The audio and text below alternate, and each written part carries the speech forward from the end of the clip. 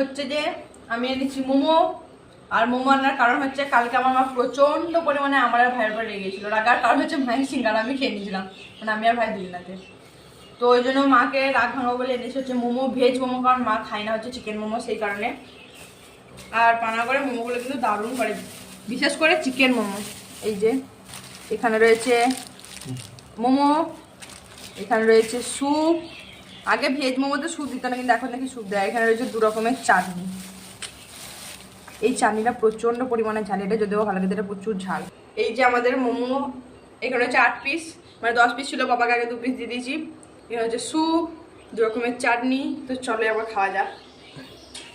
আর প্রচণ্ড এক্সাইটেড।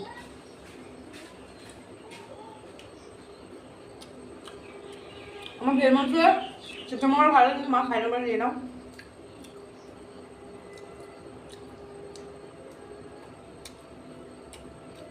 দারুণ খেতে।